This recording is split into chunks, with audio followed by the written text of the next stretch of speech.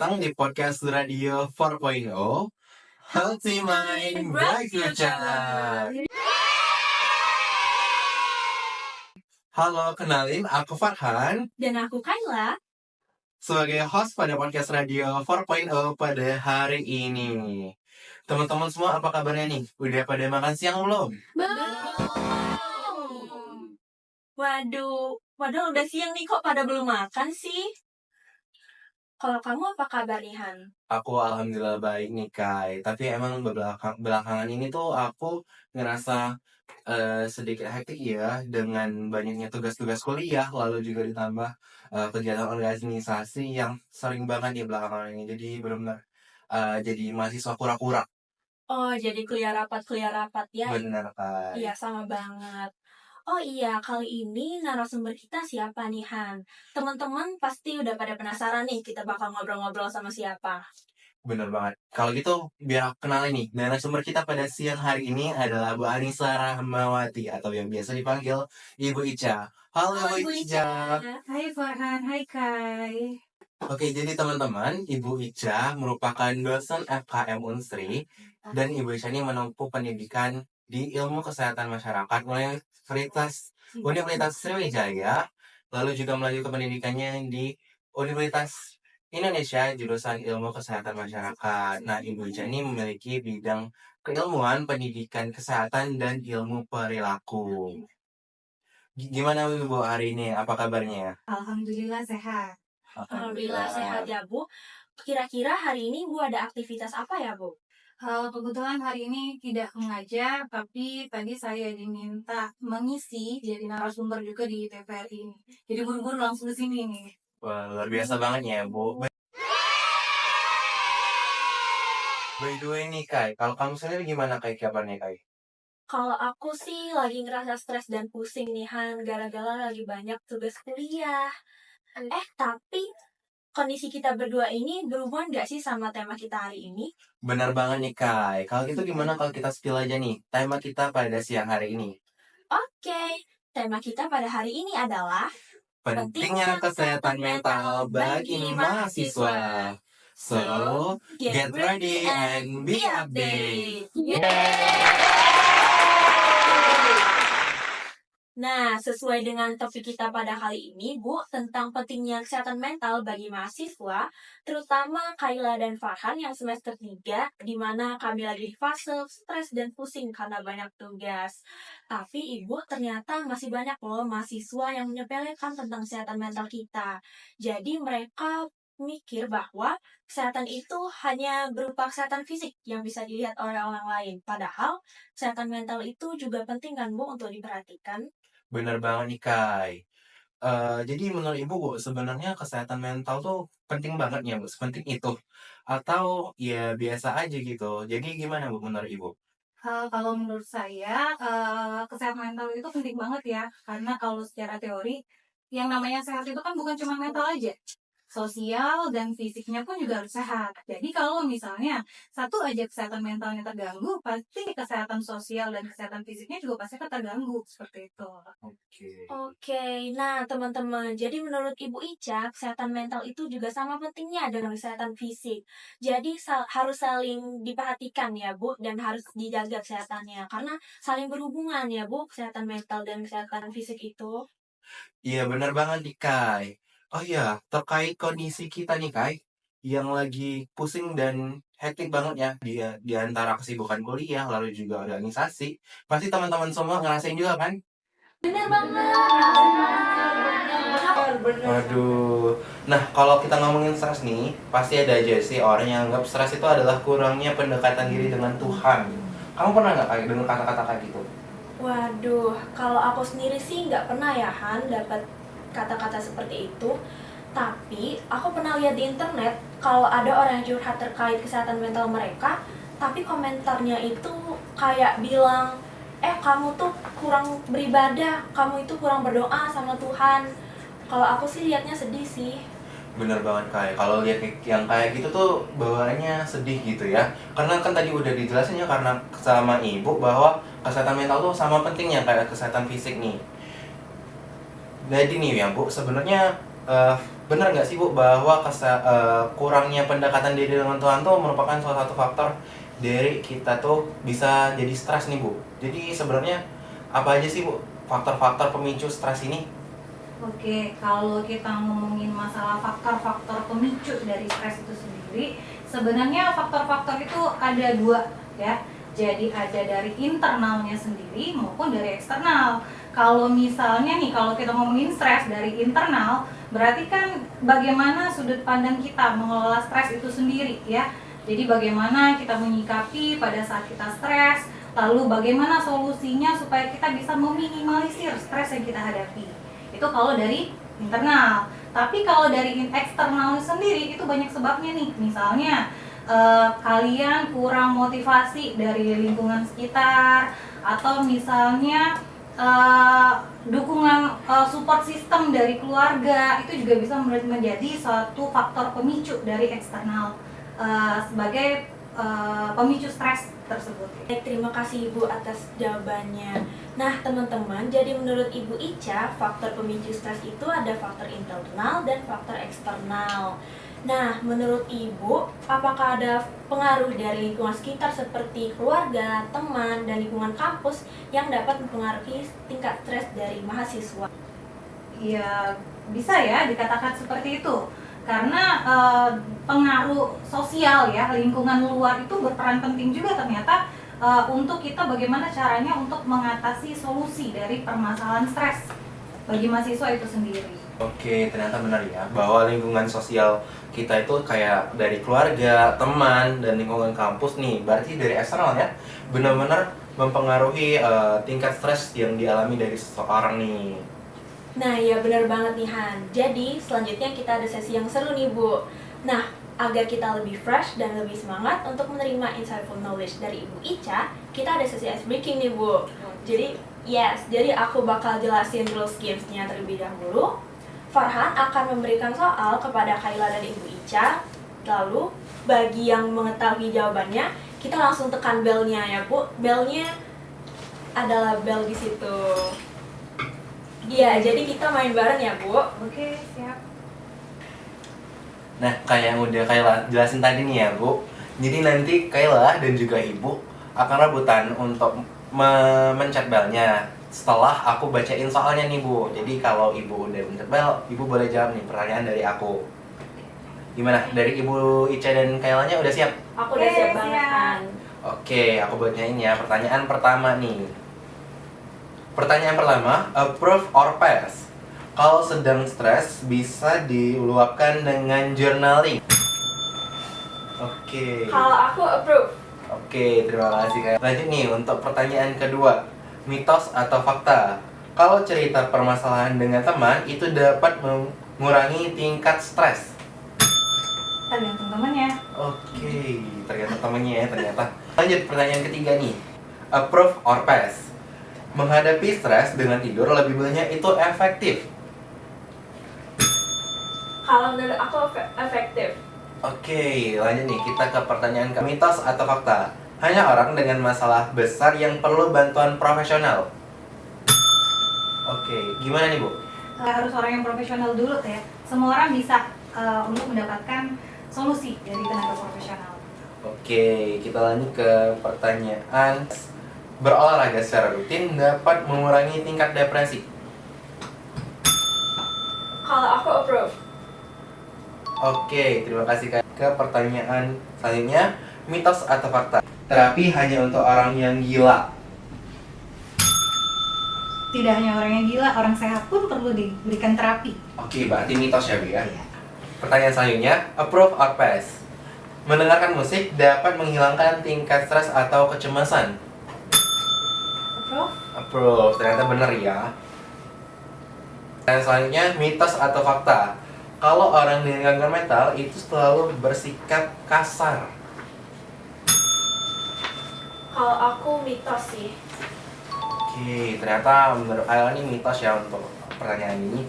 Lanjut nih, pertanyaan selanjutnya, approve or pass? Berbicara tentang perasaan dapat membantu mengurangi kecemasan. Approve? Approve, oke. Nih kita ke pertanyaan terakhir nih Bu. Mitos atau fakta? Orang yang ke psikolog udah pasti orang yang punya gangguan mental. Kalau menurut aku itu mitos sih. Oke, nih udah selesai nih kita sesi ice breakingnya. Mungkin boleh dong Kayla balik lagi ke sini buat bantuin aku nge-host lagi. Wah, seru banget sesi ice breaking kita tadi. Kita jadi makin semangat nih untuk ke sesi selanjutnya. Bener banget nih Kai, tapi sebelum sesi ke sesi selanjutnya, aku mau tanya beberapa hal nih Bu terkait jawaban Ibu dan juga jawaban Kayla nih. Kenapa jawabannya begitu? Tadi nih Bu, terkait bercerita ke teman itu bisa mengurangi tingkat stres. Tadi Bu Ica jawab tuh tergantung temennya. Itu maksudnya gimana ya Bu? Oke. Jadi ada teman yang tidak bisa menjaga rahasia. Khawatirnya pada saat kita mencurahkan cerita kita ke teman tersebut, mereka bisa menceritakan kepada orang lain. Ya Bu, ternyata kalau emang permasalahan-permasalahan yang kita hadapi itu kan bersifat privasi ya Bu ya. Tuh. Bener banget sih. Lalu juga nih, Ibu Ica menjawab terkait mendengarkan musik bisa mengurangi tingkat stres. Ibu Ica setuju tuh dengan pernyataan itu. Kenapa nih Bu? Oke, saya setuju dengan pendapat itu karena ada ada referensi yang menyatakan bahwa pada saat seseorang itu mendengar suatu instrumen, bukan hanya musik ya, instrumen seperti itu bisa menenangkan gelombang alfa yang ada di otak kita. Jadi secara tidak langsung itu bisa membuat ketenangan bagi Oke, by the way nih Kai, tadi kamu ada jawab nih kalau tidur itu efektif untuk mengurangi tingkat stres. Kamu setuju nih sama itu? Kenapa nih? Kamu jangan suka tidur ya orangnya? Kalau aku sendiri sih berdasarkan pengalaman pribadi ya. Jadi misalnya aku lagi stres nih, lagi pusing, aku mending langsung tidur aja biar stresnya kelupaan gitu. Kalau menurut Ibu gimana, Bu? Ya, jadi saya juga sependapat dengan Kayla tadi. Jadi pada saat kita stres, mungkin ada suatu fase di mana otak kita itu juga butuh istirahat. Jadi pada saat kita istirahat sejenak, itu pada saat kita bangun pasti agak sedikit berkurang pressure dari stres tersebut. Aku yang terakhir deh, aku mau tanya terkait ice breaking tadi ya Bu. Terkait berolahraga mengurangi tingkat stres juga nih Bu. Ibu Ica bilang setuju nih sama pernyataan tersebut. Boleh dijelasin nggak Bu kenapa Bu? Oke, jadi kalau olahraga itu bisa mengurangi tingkat stres ya. Jadi ada beberapa orang yang mereka itu mengalihkan stresnya itu ke aktivitas lain. Jadi pada saat break dari tingkat stresnya tersebut dengan melakukan aktivitas-aktivitas fisik, jadi tingkat stresnya itu juga bisa berkurang seperti itu. Wah, aku setuju banget sama jawaban Ibu. Nah, makin kesini kita jadi makin paham nih tentang isu kesehatan mental. Jadi kita sebagai mahasiswa semakin aware dengan kesehatan mental kita. Bener banget nih Kai. Jadi mahasiswa tuh ya walaupun sibuk sama kegiatan organisasi, juga tugas-tugas perkuliahan, kita harus tetap peduli dengan kesehatan mental kita nih. Tapi nih ya Kai, teman-teman mahasiswa nih ya yang depan-depan kita nih, pasti relate semua kan sama kondisi aku dan Kayla tadi. Tapi kalian udah aware belum sama kesehatan mental kalian? Aduh, nih ya, kita tuh perlu aware sama kesehatan mental kita. Hal ini tuh bisa berakibat fatal karena kalau kita nggak aware bisa-bisa terlambat mendapatkan pertolongan dari tenaga profesional nih. Nah Bu, biar teman-teman pada tahu nih, udah kapan sih sebenarnya kita tuh udah perlu pertolongan dari tenaga profesional. Menurut Ibu apa sih ciri-cirinya bahwa kita tuh udah perlu pertolongan? Kalau kita butuh pertolongan dari tenaga profesional, berarti kan ada satu gangguan dari kesehatan mental kita ya.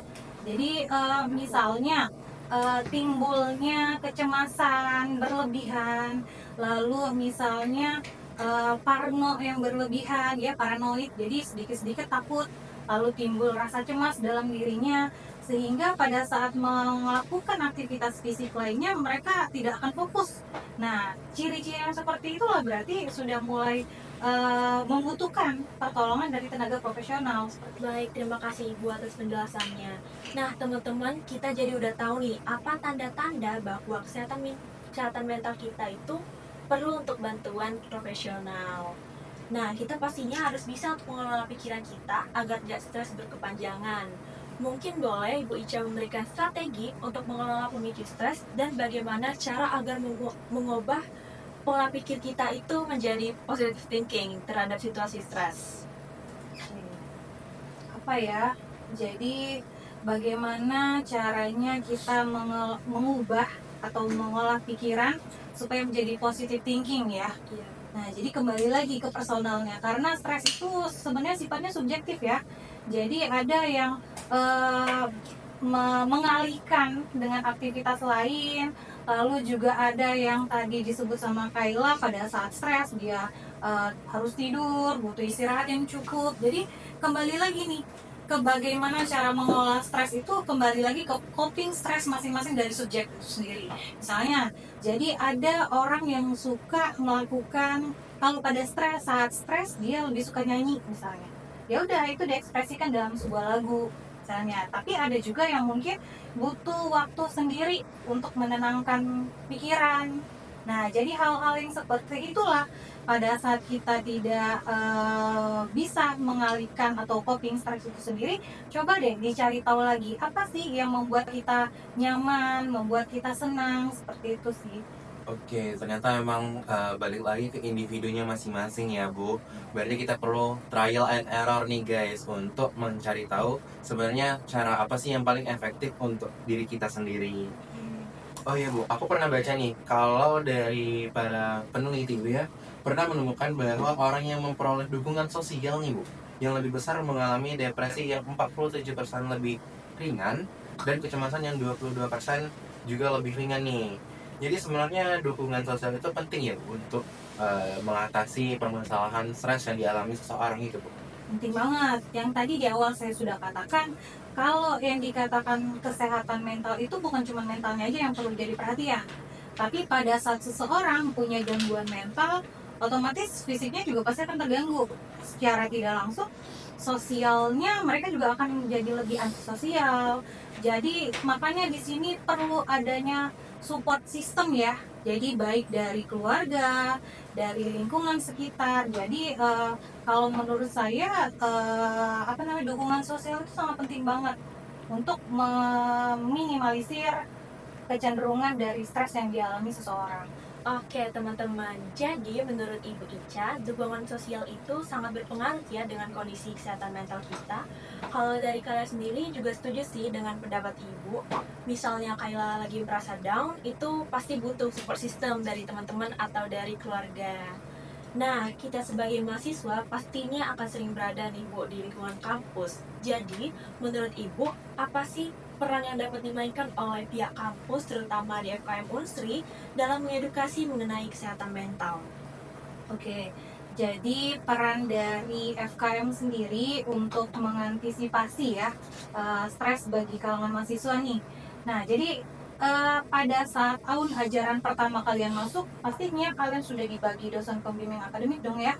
Nah, tugas dari peranan dari seorang pembimbing akademik itulah bukan hanya sekedar untuk akademi saja, tapi hal-hal yang mengganggu sistem akademi kalian itu bisa kalian ceritakan kepada dosen akademik. Itu yang pertama. Lalu yang kedua, dari FKM sendiri kita sudah menyediakan ruangan bimbingan konseling ya, kalau tidak salah. Nah, dan yang saya pernah yang pernah saya temui dari FKM sendiri kita sudah menyediakan fasilitas untuk bimbingan konseling. Setahu saya, konselor yang didatangkan itu dari psikolog berasal dari rumah sakit ternama. Jadi kalian bisa manfaatkan fasilitas yang diberikan oleh kampus seperti itu. Oke, wow, ternyata luar biasa banget ya FKM ini ya kayak benar-benar aware banget sama kesehatan mental dari mahasiswa-mahasiswanya, mulai dari menyiapkan dosen pembimbing untuk setiap mahasiswa, lalu juga menyiapkan psikolog profesional nih biar mahasiswa tuh bisa melakukan konseling secara langsung ke tenaga profesional. Iya benar banget Han. Kalau dosenku sendiri di kelas itu selalu menyarankan mahasiswanya jika mereka merasa down atau merasa kesehatan mental mereka ada sesuatu masalah, maka boleh tuh buat konseling sama psikolog yang tersedia di FKM. Bener banget nih Kai. Kalau kamu sendiri kemarin sempat daftar nggak Kai untuk ke psikolog itu? Kalau aku sendiri belum sempet sih Han, karena aku agak takut sih, karena aku belum pernah untuk konseling. Oh gitu. Kalau aku juga sih kemarin belum sempat untuk ngelakuin bimbingan ya. Aku kemarin tuh sempat tertarik, cuman aku pikir-pikir kayaknya aku sepertinya belum benar-benar membutuhkan deh. Mungkin teman-teman lain ada yang lebih membutuhkan. Oke, aku jadi nggak daftar dulu gitu. Nah, teman-teman, kita jadi dapat banyak banget ilmu baru dari Ibu Ica, seperti kesehatan mental itu perlu untuk diperhatikan dan juga tanda-tanda jika kesehatan mental kita butuh bantuan profesional. Rasanya kita masih pengen ngobrol-ngobrol banyak gak sih Han sama Ibu? Bener banget nih Kai. Teman-teman di sini masih pada pengen ngobrol-ngobrol lebih banyak nggak sih sama ibunya? Iya, aku juga pengen banget nih. Tapi sayangnya karena keterbatasan waktu, kayaknya kita nggak bisa lama-lama lagi nih ngobrolnya. Aku mau ucapin terima kasih untuk Ibu Ica yang udah mau membersamai kegiatan radio 4.0 pada siang hari ini. Sama-sama. Aku juga ucapin terima kasih ke teman-teman semua udah mau membersamai dan juga saksiin kegiatan radio pada siang hari ini dari awal hingga akhir. Bu, mungkin boleh nih Bu, kita serukan jargon kita sekali lagi. Jadi jargon kita itu kayak tadi di awal, healthy mind, bright future. Kita Nah, pakai iya ada gayanya nih Bu. Jadi gayanya itu waktu kita bilang healthy mind itu kayak ini Bu. Lalu bright future-nya Bright ini. future. ya. Iya betul Bu. Oke mungkin boleh nih kayak yang pimpin nih. Oke, teman-teman mahasiswa yang lain boleh juga nih serukan jargon kita bareng-bareng. Masih inget kan? Masih. Oke, siap ya semuanya? Siap. Radio 4.0 Healthy mind, bright Terima kasih banyak Ibu Ica. Oh iya, sebelum mengakhiri sesi kita pada hari ini, mungkin boleh Ibu memberikan closing statement terkait materi kita pada hari ini. Oke, closing statement dari saya, kesehatan mental itu sama pentingnya dengan kesehatan fisik dan kesehatan sosial. Jadi kalau misalnya kesehatan mental seseorang terganggu, otomatis kesehatan fisik dan kesehatan sosialnya juga pasti akan terganggu. Semua itu berawal dari pikiran yang sehat nih. Jadi kalau kita berpikir kita sehat, pasti yang akan kita lakukan, yang akan kita dapatkan juga hal-hal yang sehat seperti itu. Tapi kalau dari awal kita sudah berprasangka buruk atau berpikir yang buruk, itu pasti akan mengganggu kesehatan mental kita yang jadinya akan menjadi lebih buruk lagi. Baik Ibu, ini ada sedikit cenderamata penghargaan dari kami atas kehadiran Ibu di podcast Radio 4.0 pada hari ini.